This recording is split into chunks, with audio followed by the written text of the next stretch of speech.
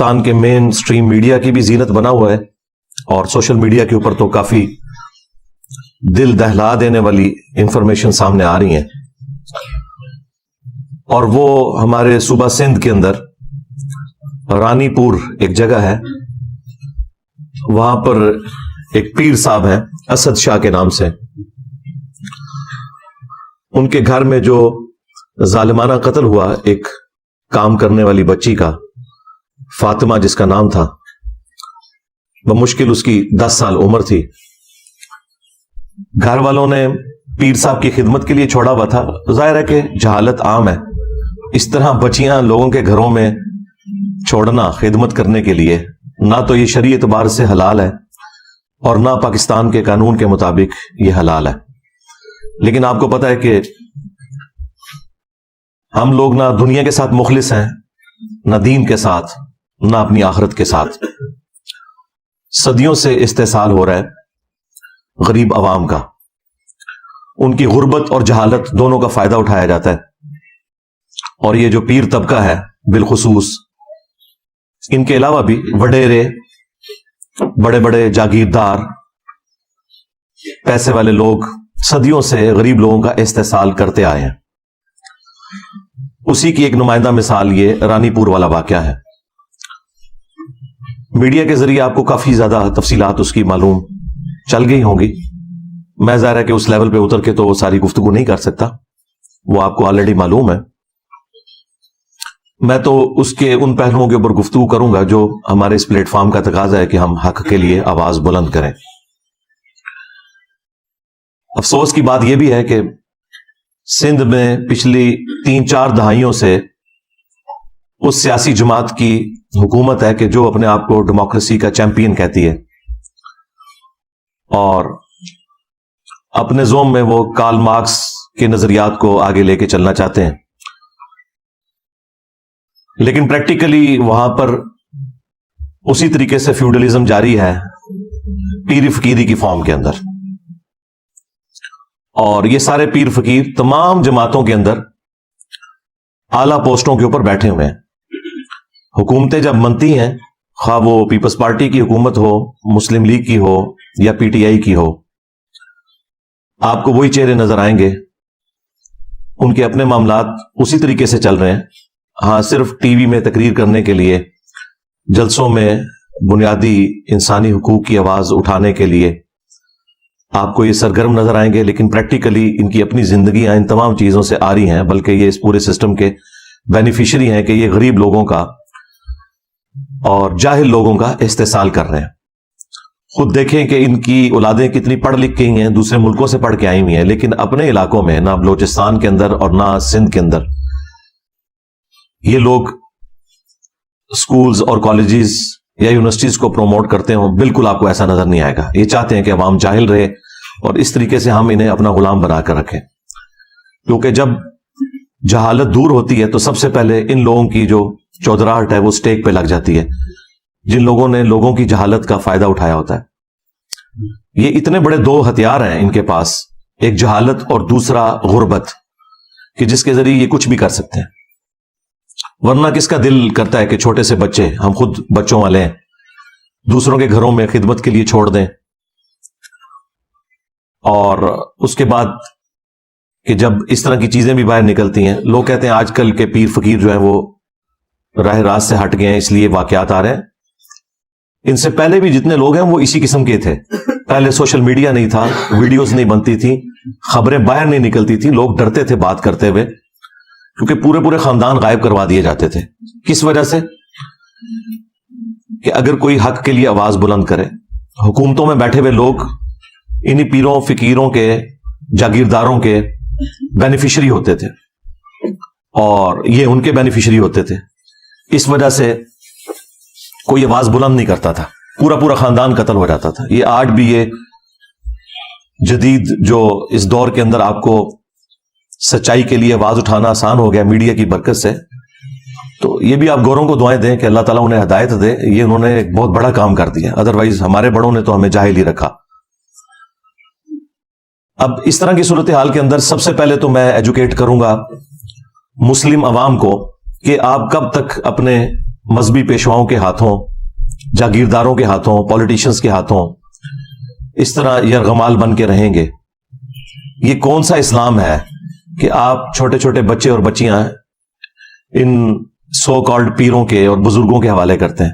اور اس حمام کے اندر سارے ننگے ہیں. 2 ہفتے پہلے ہم ایک جج کو ڈسکس کر رہے تھے، اس کے گھر میں ایک ملازمہ تھی، اس کی کتنی پٹائی کی جاتی تھی. جس طرح یہ اسد شاہ جو پیر ہے، اس کے گھر میں بھی اس کی بیوی اس کی پٹائی بھی کرتی تھی. وہی سیم صورتحال، اس کے جسم میں بھی کیڑے پڑ گئے، ہڈی ٹوٹی ہوئی تھی جب اس کی لاش کو غسل دے رہے تھے. لیکن وہ غریب طبقہ تھا، خاموش ہو گیا، اور انہیں دبا کر ان لوگوں نے یہ بیان دینے پر مجبور کیا کہ یہ بیماری کی وجہ سے مری ہے. اور وہاں کے ڈاکٹرز بھی ساتھ ملے ہوئے ہیں، پولیس بھی ساتھ ملی ہوئی تھی. یہ تو جب سوشل میڈیا کے اوپر اس طریقے سے آواز بلند کی گئی لوگوں نے، تو پھر جو سینئر پولیس کے آفیسرز ہیں وہ میدان عمل میں اترے ہیں، انہوں نے ایک دلیری دکھائی ہے اور اس پورے معاملے کو لیا ہے. اب تو آپ کو پتا ہے کہ پوسٹ مارٹم بھی ہو چکا ہوا ہے اس بچی کا، اور وہ سب کچھ ثابت ہو گیا ہے. اس کا جسمانی استحصال بھی ہوا ہے اور جنسی استحصال بھی ہوا ہے. ایک ایک چیز میڈیکل رپورٹ کے اندر آ چکی ہے. 10 سال کی بچی، اور دیکھیں اس کی زندگی کے آخری لمحات کیمرے میں بھی کیپچر ہیں، جس میں وہ تڑپتے ہوئے جان دے رہی ہے.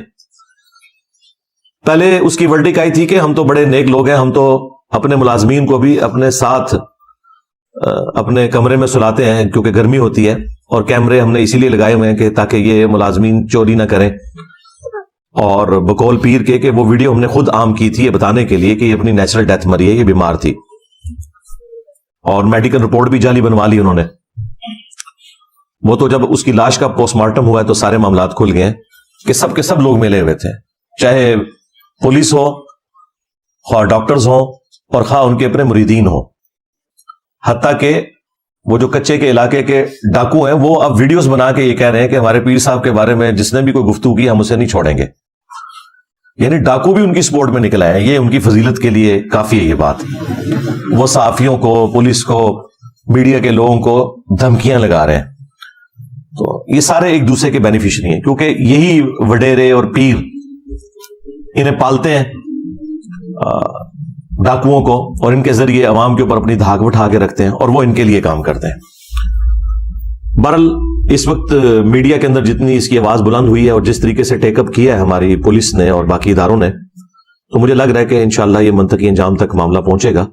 اور وہ تو جیل کے اندر ہے، اس کی بیوی غائب ہے، پری ریسٹ بیل لی ہوئی ہے، لیکن ظاہر ہے کہ وہ بیل تو خارج ہو جائے گی، وہ زیادہ عرصہ نہیں بیل رہتی.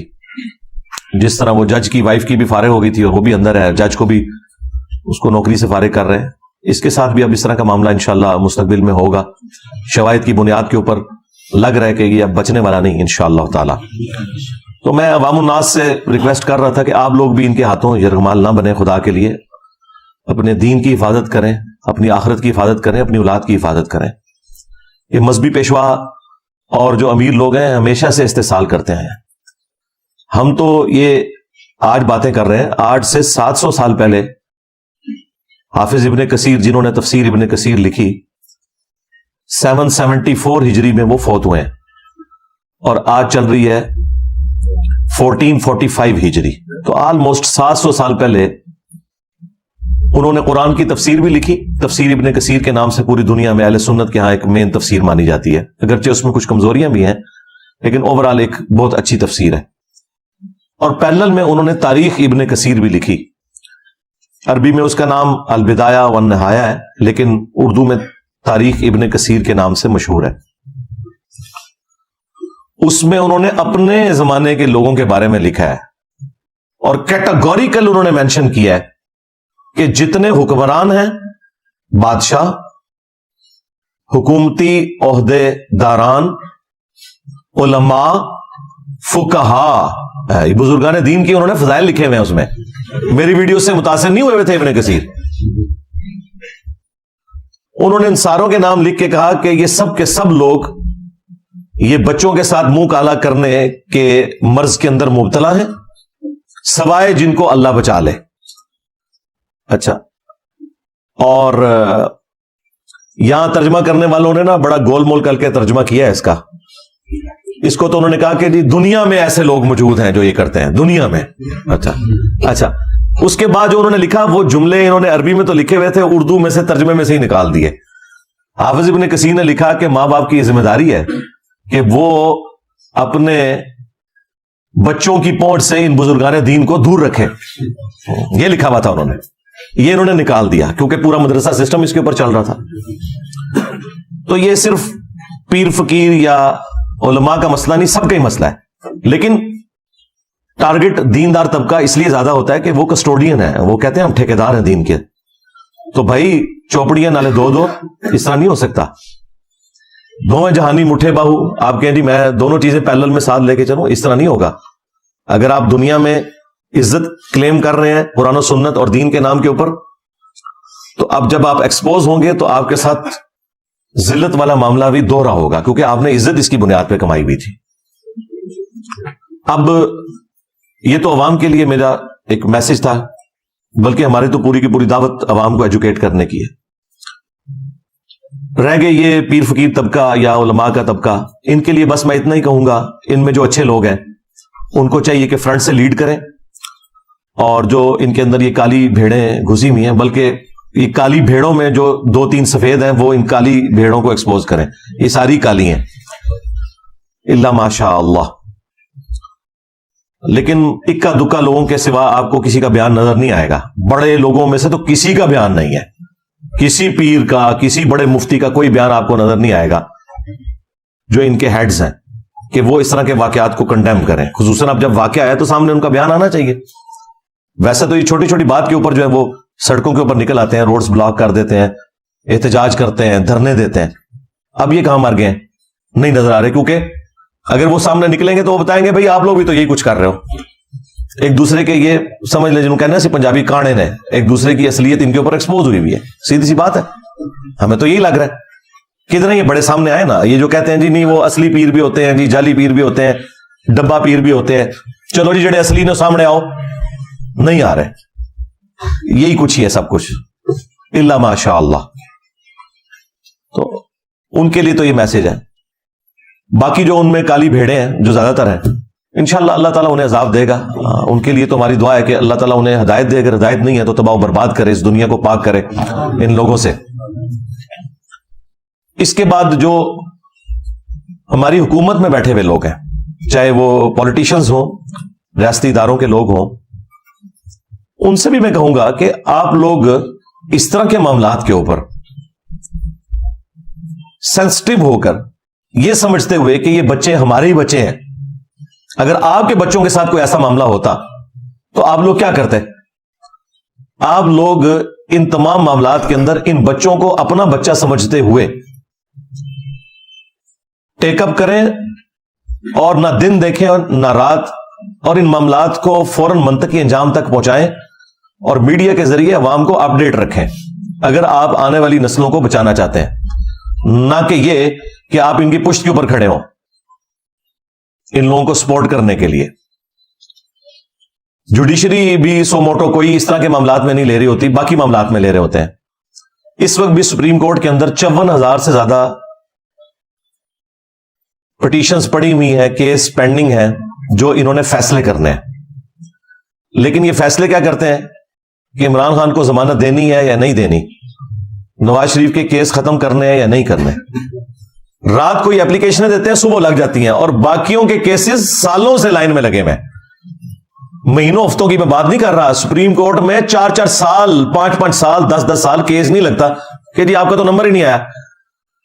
تو نمبر یہ ان لوگوں کے لگا رہے ہوتے ہیں کیونکہ سارے ایک دوسرے کے بینیفیشری ہیں, ایک دوسرے کو سپورٹ کرتے ہیں. شکلیں بدلتی ہیں, کرتوت سب کے ایک جیسے ہی ہوتے ہیں. ہاں کچھ کے آپ کو شروع میں نہیں پتا چلتے, بعد میں پتا چل جاتے ہیں, اور کچھ کے آپ کو اوپنلی پتا چل جاتے ہیں. اس لیے آپ لوگ فرق کرتے ہیں. ہمیں تو اندازہ ہے کہ یہ پورے کا پورا سسٹم ہی اتنا بگڑ چکا ہے کہ اس کے اندر اب اتنی جلدی اصلاح ممکن نہیں ہے. تو حکومتی جو لوگ ہیں انہیں بھی یہ معاملات دیکھنے کی ضرورت ہے. یہ تو میں نے ساری جنرل باتیں کی. اب میں قرآن و سنت کے حوالے سے 2-4 باتیں عرض کر دوں.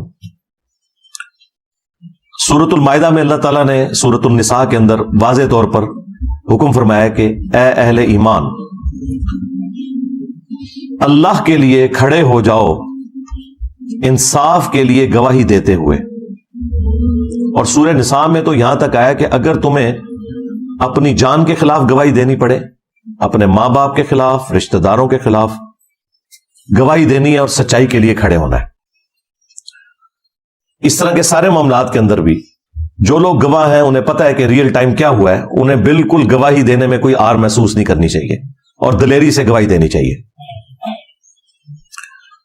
اس کے بعد اللہ تعالیٰ نے سورۃ المائدہ میں ایسے لوگوں کی جو سزا ہے وہ بھی بیان فرمائی ہے کہ ہم نے بنی اسرائیل کے لیے بھی یہ طے کر دیا تھا اور اس شریعت کے اندر بھی کہ جان کے بدلے جان، آنکھ کے بدلے آنکھ، ناک کے بدلے ناک، کان کے بدلے کان، دانت کے بدلے دانت، اور ہر زخم کے بدلے اس لیول کا زخم لگایا جائے اس ظالم کو کہ جس نے مظلوم کے ساتھ یہ سارا معاملہ کیا۔ اس طرح کے جتنے واقعات رپورٹ ہوتے ہیں، جو تکلیف ان لوگوں نے ان بچوں کو دی ہوتی ہیں، یہ ساری تکلیف انہیں دینی چاہیے اور اعلانیہ دینی چاہیے۔ سورۃ النور میں بھی آیا نا کہ بدکاری کی سزا کو ویٹ کرے گا مسلمانوں کا ایک گروہ تاکہ باقیوں کے لیے ڈیٹرنس ہو جائے۔ یہ چھپا کے سزائیں نہیں ہونی چاہیے بلکہ اعلانیہ ہونی چاہیے۔ اس کے بعد سورۃ المائدہ ہی میں اللہ تعالیٰ نے فرمایا کہ جو فساد فی الارض کرنے والے لوگ ہیں، یہ فساد فی الارض کرنے والے لوگ ہیں، اس طرح کے لوگ جو غریبوں کے ساتھ یہ ظلم والا معاملہ کرتے ہیں، یہ جو فساد فی الارض کرنے والے لوگ ہیں، ان کی سزا یہ ہے کہ ان کے مخالف سمت کے ہاتھ پاؤں کاٹ دیے جائیں اور انہیں سولی دے دیا جائے۔ پبلکلی یہ سارے کا سارا معاملہ ان کے ساتھ کیا جائے تاکہ باقی لوگوں کے لیے ڈیٹرس بنے۔ اس طرح کے جتنے بھی پیر فقیر لوگ ہیں یا حکومتی عہدے داران ہیں جو اس طرح کے معاملات کے اندر ملوث ہیں، ان کو اس قسم کی سزائیں ہونی چاہیے۔ اور یہاں تو قتل والا معاملہ بھی اس میں ایڈ ہو گیا، وہ تو بہت ہی سینسٹیو ایشو ہے۔ سورۃ المائدہ میں ہی اللہ تعالیٰ نے فرمایا کہ بس 2 استثناء ہے، ایک جان کے بدلے جان یعنی قتل کے بدلے قتل، اور دوسرا فساد فی الارض۔ ان 2 کیسز میں تو کسی کی جان لی جا سکتی ہے اور وہ بھی جوڈیشری کے تھرو، ہر شخص قانون ہاتھ میں نہیں لے گا۔ اس کے سوا جس نے کسی ایک جان کو بھی قتل کیا گویا اس نے پوری انسانیت کا قتل کر دیا۔ اور پھر اللہ تعالیٰ نے فرمایا جس نے ایک جان کو بچایا گویا اس نے پوری انسانیت کو بچا لیا۔ پوری انسانیت کو کیسے بچا لیا؟ ڈیٹرنس کی وجہ سے۔ اگر قاتل کو یہ پتا ہو کہ مجھے سزا ملے گی تو وہ قتل سے باز آئے گا، اور یہ اسے کیسے پتا چلے گا؟ جب اس طرح کی حرکت کسی اور نے کی ہوگی اور اس کی سزا اس نے ویٹ کی ہوگی۔ 10 سال کی بچی، اس کے ساتھ جسمانی اور جنسی زیادتی کرنے کے بعد قتل کیا گیا، نعوذ باللہ، اور میڈیکل رپورٹ بھی پھر اس کی خراب بنوائی گئی ہے اور گھر والوں کو بھی دبکا دیا گیا۔ یہ حالت ہے اس ملک کی۔ اس میں معافی معاملہ ہونا ہی نہیں چاہیے۔ اس طرح کا جو قتل ناحق ہے ایک مؤمن کا، اس کے بارے میں تو سورۃ النساء میں ہے کہ ہمیشہ کی جہنم ہے سزا۔ جی ہاں، ہمیشہ کی جہنم۔ اور اس کو سپورٹیو وہ حدیث بھی ہے ابو داؤد کی کہ اللہ تعالیٰ قیامت کے دن یا تو شرک معاف نہیں کرے گا یا قتل ناحق کو معاف نہیں کرے گا، باقی ہر گناہ معاف کر دے گا جس کے لیے چاہے گا۔ یہ 2 گناہ ایسے ہیں کہ جن کے بارے میں اللہ تعالیٰ کا سٹانس بہت سخت ہے۔ اب اس میں سورہ النساء کے اندر اللہ تعالیٰ نے ایک آپشن رکھا ہے کہ اگر مقتول کے ورثاء معاف کرنا چاہیں تو وہ کر سکتے ہیں، اور اسی کی پلی پھر لے کے یہ سارے لوگ اینڈ پہ چھوٹتے ہیں، آج تک جتنے لوگ چھوٹے ہیں، لیکن انہیں یہ پتا نہیں ہے اس کیٹیگری میں فال نہیں کرتی۔ یہ فساد فی الارض ہے اور اس کی سزا جو ہے وہ اسٹیٹ نے دینی ہے۔ اگر مقتول کے ورثاء معاف بھی کر دیں تب بھی جو ڈیٹرنس پھیل گئی ہے عوام الناس کے اندر، جو لوگ گھروں میں بیٹھے ہوئے سہم گئے ہیں، جن کے بچے ہیں، ان کے دل سے خوف کون کم کرے گا؟ اس کے لیے پھر یہ ہے کہ اسٹیٹ فرنٹ سے لیڈ کرے گی اور فساد فی الارض کی سزا ان لوگوں کو دی جائے گی۔ یہ بالکل نہیں چھوٹ سکتے۔ اسی لیے اللہ تعالیٰ نے قرآن پاک میں باقی گناہوں کے معاملے میں تو معافی کی روش اختیار کرنے کا حکم دیا، حقوق العباد کے معاملے میں بھی کہ ایک دوسرے کو معاف کر دیا کرو، لیکن قتل ناحق ایک ایسا گناہ ہے کہ جس کے بارے میں اللہ تعالیٰ نے قرآن پاک میں سورۃ البقرہ میں فرمایا وَلَكُمْ فِي الْقِصَاصِ حَيَاةٌ يَا أُولِي الْأَلْبَابِ، قتل کے بدلے میں، قتل کرنے میں انسانیت کی زندگی چھپی ہوئی ہے اے عقل مندو، تاکہ تم ڈر جاؤ۔ یعنی ڈیٹرنس اسی میں ہے کہ جس قاتل نے قتل کیا اس کے بدلے میں اس قاتل کو قتل کروایا جائے اور معافی کی روش اختیار نہ کی جائے. یہ قرآن کا اسلوب بھی نہیں ہے کہ آپ قاتل کو معاف کریں. حتیٰ کہ بخاری اور مسلم دونوں میں حدیث موجود ہے کہ قیامت کے دن سب سے پہلے قتل کے مقدمے کا فیصلہ ہوگا. سب سے پہلے قتل کے مقدمے کا. جی ہاں, ایک حدیث ابو داؤد کے اندر ہے کہ سب سے پہلے نماز کے بارے میں سوال ہوگا, لیکن وہ ہے حقوق اللہ کا معاملہ, کیونکہ سنن نسائی کے اندر ایک حدیث ہے کہ حقوق اللہ میں سب سے پہلے نماز کے بارے میں فیصلہ ہوگا اور حقوق العباد میں قتل کے مقدمے کے بارے میں سب سے پہلے فیصلہ ہوگا. اور وہ فیصلہ کس لیول کا ہے کہ ابو داؤد کے اندر حدیث موجود ہے کہ مقتول قیامت کے دن اپنے قاتل کو, الٹ ہوگا, یہاں تو قاتل نے قتل کیا تھا نا, وہاں پہ جو قتل ہوا وہ شخص ہے وہ اپنے قاتل کو پیشانی کے بالوں سے پکڑے گا, اس حال میں کہ اس کی اپنی رگوں سے خون بہ رہا ہوگا, اور وہ اسے گھسیٹتا ہوا اللہ تعالیٰ کی بارگاہ کے اندر پیش کرے گا. اللہ تعالیٰ کے عرش کے پاس پہنچ جائے گا اور کہے گا کہ یا اللہ, آج مجھے انصاف چاہیے کہ اس نے دنیا میں میری جان کیوں لی تھی. اتنی اللہ سے فرینکنس ہے مقتول کی کہ وہ قاتل کو پیشانی کے بالوں سے پکڑ کے اللہ کے پاس پہنچ جائے گا. یہی حدیث جب سنن نسائی میں آئی ہے تو اس میں وہ صحابی کہتے ہیں کہ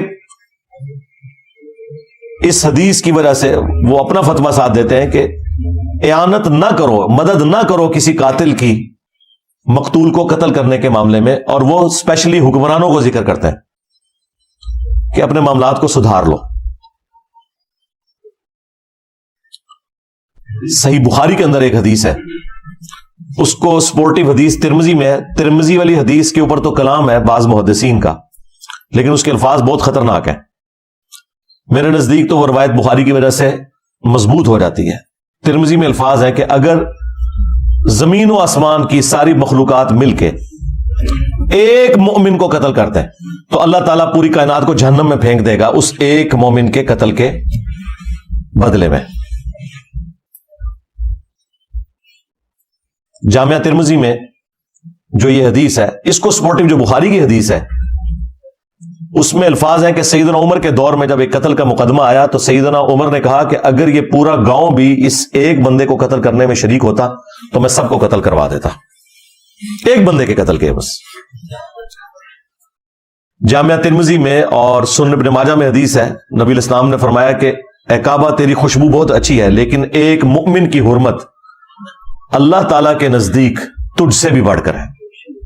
اور جامعہ ترمذی میں حدیث ہے کہ نبی صلی اللہ علیہ وآلہ وسلم نے فرمایا کہ اللہ تعالیٰ کے نزدیک ایک مؤمن کا قتل کرنا اس سے بڑا گناہ ہے کہ کوئی شخص پوری دنیا کو تباہ و برباد کر دے.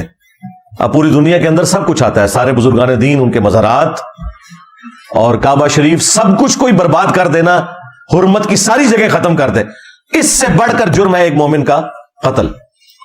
اور یہ صرف بات مومن تک نہیں ہے, صحیح بخاری میں حدیث ہے جس نے ایک کافر کو بھی ناحق قتل کیا, جو مسلم اسٹیٹ کے اندر ٹیکس دے کر عہد کی پاسداری کر رہا تھا, جزیہ دے کر رہ رہا تھا, تو اللہ تعالیٰ ایسے شخص کے اوپر جنت کو حرام کر دے گا, یہاں تک کہ وہ جنت کی خوشبو بھی نہیں پائے گا, جو کہ 40 سال کی مسافت سے آ رہی ہوگی. یعنی کافر کا ناحق قتل کرنے والا جنت میں جانا تو دور کی بات ہے, جنت کی خوشبو بھی نہیں پائے گا. تو مومن کا قتل تو پھر بہت بڑے لیول کی چیز ہے. لیکن یہ ساری کی ساری حدیثیں, آیات ہماری کتابوں میں لکھی رہ گئی. پریکٹیکلی مسلمان اس وقت دنیا کے امن کے لیے ایک خطرہ ہی بنے ہوئے ہیں تھوڑے سے ہیں, زیادہ تر مسلمان تو ایسے نہیں ہیں, لیکن وہ تھوڑے اتنے ڈومیننٹ ہیں کہ اس دنیا کو انہوں نے جہنم بنا دیا. پاکستان کو تو بنا دیا ہے جہنم, آپ کے سامنے ہے. نہ مسلمانوں کی جان مسلمانوں کے ہاتھ سے محفوظ ہے اور نہ نان مسلمز کی جان ان لوگوں کے ہاتھ سے محفوظ ہے. جب چاہتے ہیں جس کے اوپر چاہتے ہیں چڑھ دوڑتے ہیں, اور ایک سمجھ لیں لا قانونیت والا معاملہ نظر آتا ہے. اس لیے میں نے قتل ناحق سے متعلق یہ ساری حدیثیں فی البدی بیان کی, اور یہ اتنی دفعہ میں نے بیان کی ہیں کہ وہ مطلب مجھے کوئی بیٹھ کے کوئی رٹا نہیں مارنا پڑتا. یہ آپ رات کو 12 بجے اٹھا کے مجھ سے آیات اور احادیث سنیں, کیونکہ اس ملک میں تو آئے دن یہ احادیث ہمیں بیان کرنی پڑتی ہیں کہ خدا کے لیے بیسک ہیومن رائٹس کا کوئی خیال کریں, یہ دنیا کو رہنے کے قابل چھوڑیں, خواہ انڈیویجول لیول پہ ہو خواہ جماعتی لیول کے اوپر ہو, ایک دوسرے کی جان کی قدر کریں. اور اس میں آخر میں حکمرانوں کے لیے میسج ضرور دوں گا جنہیں بڑا شوق ہے پوسٹ حاصل کرنے کا, لیکن میں ببانگ دول کئی ویڈیوز میں کہہ چکا ہوں کہ حکمرانوں کی تو جہنم کنفرم ہے, اللہ ماشاء اللہ کو بچ جائے تو بچ جائے، حکمران نہیں بچتے. انہیں بڑی شیروانیاں پہننے کا اور بڑی ٹائیاں لگانے کا، بڑے بیج لگانے کا شوق ہے. انہیں پتہ نہیں ہے کہ یہ پوسٹ کتنی خطرناک ہے. بخاری اور مسلم دونوں میں حدیث ہے کہ بدترین گڈریا وہ ہے جو کسی قوم کے اوپر گڈریا ہے، یعنی حکمران ہے، اگر اس نے انصاف نہ کیا تو وہ جنت کی خوشبو بھی نہیں پائے گا. ہاں جی، خوشبو بھی نہیں پائے گا. ایک اور حدیث ہے بخاری اور مسلم میں، تم میں ہر شخص نگہبان ہے، اس سے اس کی رعیت کے بارے میں پوچھا جائے گا. پھر نبی علیہ السلام نے اسے کھولا اور فرمایا کہ ایک خاوند اپنی بیوی اور بچوں کے اوپر حکمران ہے، اگر ان کے ساتھ انصاف نہ کیا تو اس کی پکڑ ہوگی. ایک بیوی اپنے خاوند کے مال اور بچوں کے اوپر حکمران ہے، اس سے اس کے بارے میں پوچھا جائے گا. اور ایک حاکم وقت اپنی رعایا کے اوپر نگہبان ہے، اس سے اس کے بارے میں پوچھا جائے گا. کامیاب ہو گیا تو ہو گیا، ادروائز تو جہنم پھر پکی ہو گئی. ہاں اگر کوئی اچھا حکمران ہے، اس کے بارے میں بخاری مسلم حدیث ہے کہ 7 لوگوں کو اللہ کے عرش کا سایہ ملنا ہے. ان میں سے پہلے نمبر پہ عادل حکمران ہے. ہاں وہاں پہ بھی مرتبہ اوپر ہے، لیکن یہ پھر آپ کو ڈھونڈنے سے بھی نہیں ملے گا کوئی. یہ بڑا مشکل کام ہے. اس لیے اگر پوسٹ سنبھالی ہے تو میرے بھائی ان پوسٹ کے تقاضے بہت زیادہ ہیں. ذمہ داری پھر یہ نہیں ہے کہ آپ نے پریویلیجز ہی لینے ہیں، نہیں، رسپانسبلٹی بڑھ جائے گی. اللہ کے حضور پھر کوئی چھڑوانے والا نہیں ہوگا اگر آپ نے اپنی پوسٹ کے ساتھ انصاف نہیں کیا اور اپنے معاملات کو صحیح طریقے سے نہیں لے کر چلے. ہم تو حکمرانوں کو بار بار اس طرح کے معاملات کے اندر جھنجھوڑتے رہتے ہیں، چیزیں ہائی لائٹ کرتے رہتے ہیں، اور عوام الناس کو تو خیر مسلسل ایجوکیٹ کر رہے ہیں کہ اپنے معاملات کو سدھاریں، کسی کے اوپر آپ ڈیپینڈنٹ نہ ہو، اپنے آپ کو ایجوکیٹ کریں. اس کے باوجود اگر اس طرح کے کوئی معاملات ہوتے ہیں تو پھر ہمیں اپنی غلطیوں کے اوپر بھی غور کرنا چاہیے. صلو علی محمد و آل محمد، اللہم صلی علی محمد و علی آل محمد و اصحاب محمد و ازواج محمد و امت محمد اجمعین الی یوم الدین. آمین.